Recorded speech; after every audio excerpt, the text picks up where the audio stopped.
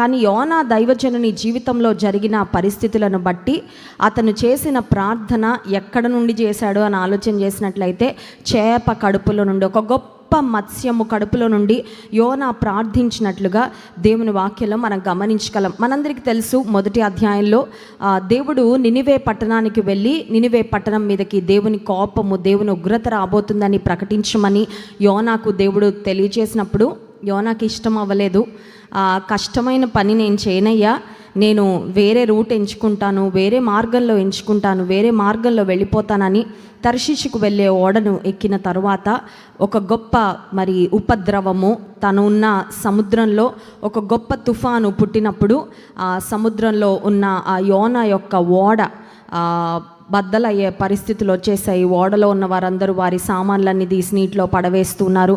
ఆ సమయంలో చీట్లు వేశారు. ఈ పరిస్థితికి కారణం ఎవరని యోనా యొక్క పేరు రాగానే 9వ వచనం చూడండి. అతడు వారితో ఇట్లా నేను, యోనా గ్రంథం 1వ అధ్యాయము 9వ వచనం, అతడు వారితో ఇట్లా నేను హెబ్రీయుడను, సముద్రమునకును భూమికి నీ సృష్టికర్తయ్యై ఆకాశమందుండు దేవుడయ్యున్న యెహోవా యందు నేను భయభక్తులు గలవాడనై ఉన్నాను.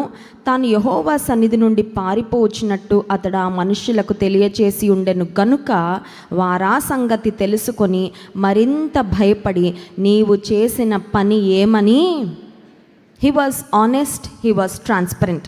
యోనా తన అవిధేయతను అన్యులైన ఆ ఓడలో తన తోటి ప్రయాణికులందరి ముందు చెప్పాడు. అంత మాత్రమే కాదు, he was very bold about saying to the people about whom he serve. ఏ దేవుణ్ణి తను ఆరాధిస్తున్నాడో ఆ దేవుని యొక్క శక్తి ఏంటో, ఆయన యొక్క ప్రభావం ఏంటో కూడా చాలా స్పష్టంగా చెప్పి, దేవుని మాట ధిక్కరించి నేను వెళ్తున్నానయ్యా అని తన తప్పు కూడా యథార్థంగా అక్కడ యోనా ఒప్పుకున్నట్లుగా మనం గమనించగలం. అంత మాత్రమే కాదు, యోనా సొల్యూషన్ కూడా ఇచ్చేశాడు. ఈ భయంకరమైన పరిస్థితి నుండి మీరందరూ కాపాడబడాలంటే నన్ను ఎత్తి సముద్రంలో పడవేయండి, పరిస్థితులన్నీ సెట్ అయిపోతాయి అని యోనా తెలియజేసిన తర్వాత వారందరూ కూడా అతన్ని ఎత్తి సముద్రంలో పడవేసిన తరువాత గొప్ప మత్స్యం ఒకటి, 17వ వచనం, గొప్ప మత్స్యం ఒకటి యోనాను మృంగవలెనని యెహోవా నియమించి ఉండగా యోనా 3 దినములు ఆ మత్స్యం యొక్క కడుపులో దేవుడు నియమించాడు.